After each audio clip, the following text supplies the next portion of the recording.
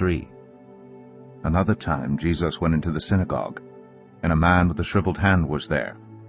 Some of them were looking for a reason to accuse Jesus, so they watched him closely to see if he would heal him on the Sabbath.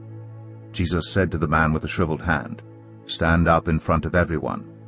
Then Jesus asked them, "Which is lawful on the Sabbath, to do good or to do evil, to save life or to kill?" But they remained silent.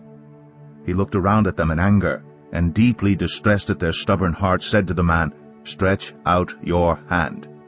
He stretched it out, and his hand was completely restored. Then the Pharisees went out and began to plot with the Herodians how they might kill Jesus.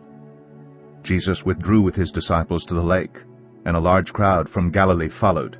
When they heard about all he was doing, many people came to him from Judea, Jerusalem, Idumea, and the regions across the Jordan, and around Tyre and Sidon.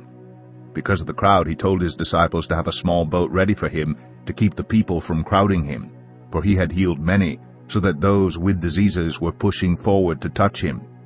Whenever the impure spirits saw him, they fell down before him and cried out, "You are the Son of God!"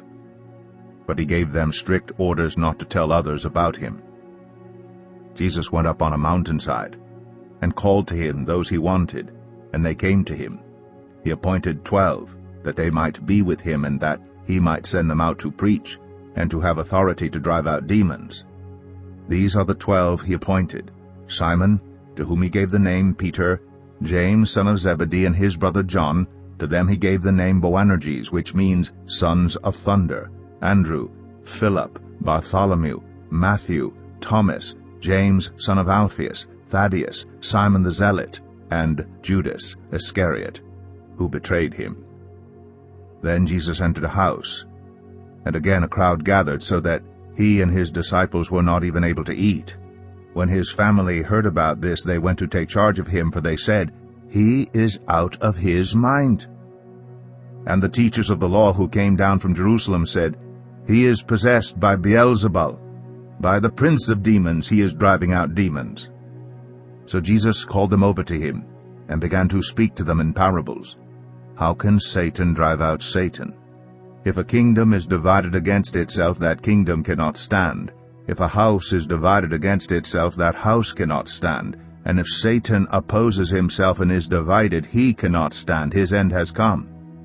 In fact, no one can enter a strong man's house without first tying him up. Then he can plunder the strong man's house.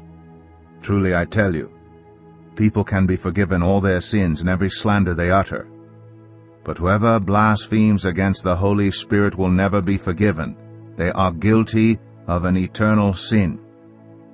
He said this because they were saying, "He has an impure spirit." Then Jesus' mother and brothers arrived.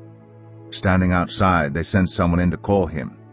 A crowd was sitting around him, and they told him, "Your mother and brothers are outside looking for you." "Who are my mother and my brothers?" he asked. Then he looked at those seated in a circle around him and said, "Here are my mother and my brothers. Whoever does God's will is my brother and sister and mother."